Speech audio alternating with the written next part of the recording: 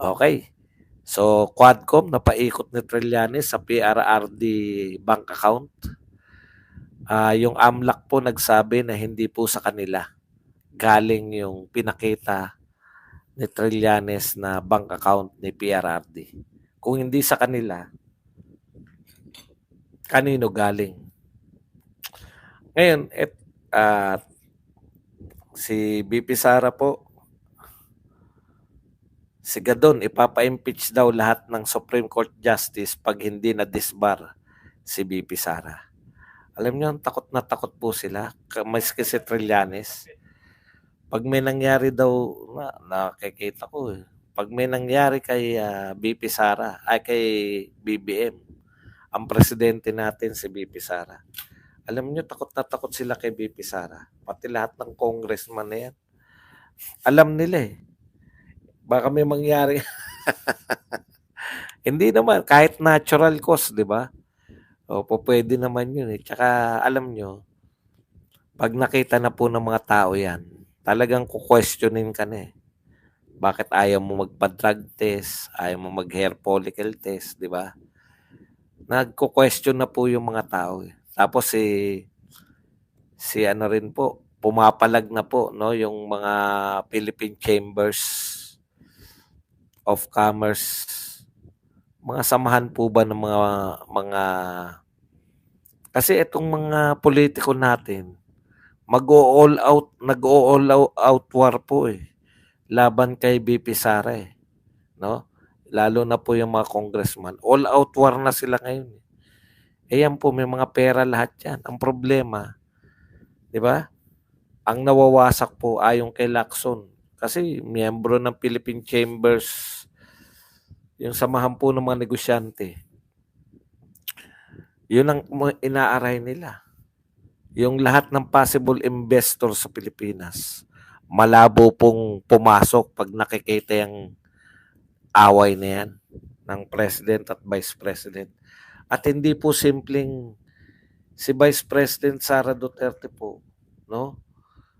Alam ng mga tao na hindi simpleng Vice President, hindi yan katulad ni Lenin na tokes-tokes lang na lutang. Ito talaga sinusuportahan ng mga tao eh, no? Kaya marami po diyan sa Quadcom.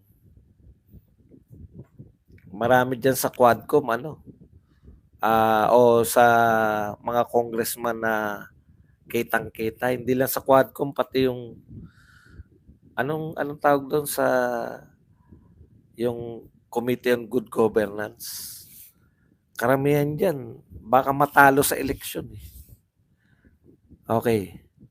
Alam nyo, ito, kung ano na lang yung nauna. Ito po ang nauna sa ating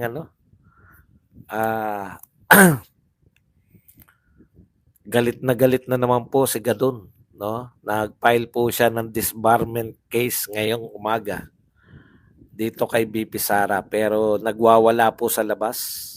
Ang sabi po ni Gadon, kung hindi nila i-disbar si Sara, I will file an impeachment versus all the justices.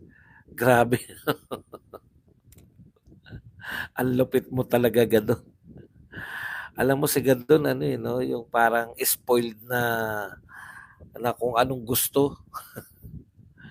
Pero si Gadon po ang pinaka worst na makikita na. Yung kumbaga, pinakamalaking contrast. Parang katumbas niya si Castro, si Franz Castro. Isang convicted criminal na nagpapakulong ng mga alagad ng batas. Yeah? Mga women of law. So, Sigadon po yung talagang taga-atakdog talaga na consistent, no? Pero sarap na ng buhay niya sana, no? Kaya lang, kailangan niyang umatake ngayon. Ito po na po lager ng BBM. Inggit lang sila kasi hindi nila kaya yung views.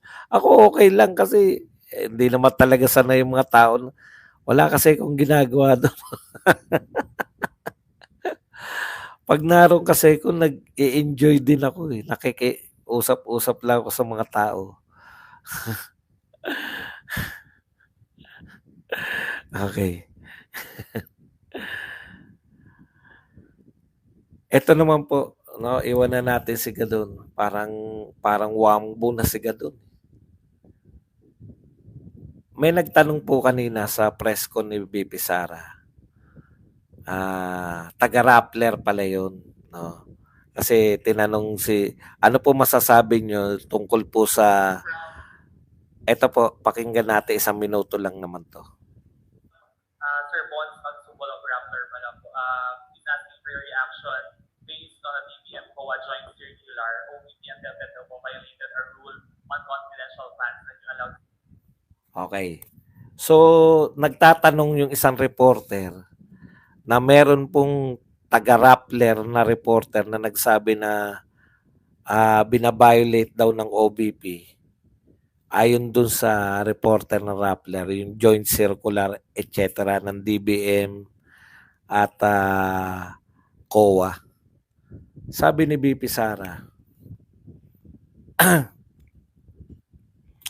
sabi ni BP Sara, sino ba yun? Hindi ko kilala yan eh. Bakit ako magre-react? Di ba? Hindi ko naman kilala yan. Hindi, COA ba yan? Hindi naman COA yan eh. Yung pala, reporter lang ng Rappler. Ano ba? Ayan yung problema sa media eh, no? Tatanong mo yung sinabi ng Rappler. O kaya binutata sila ni BP Sara. Tignan niyo yung sagot ni BP Sara.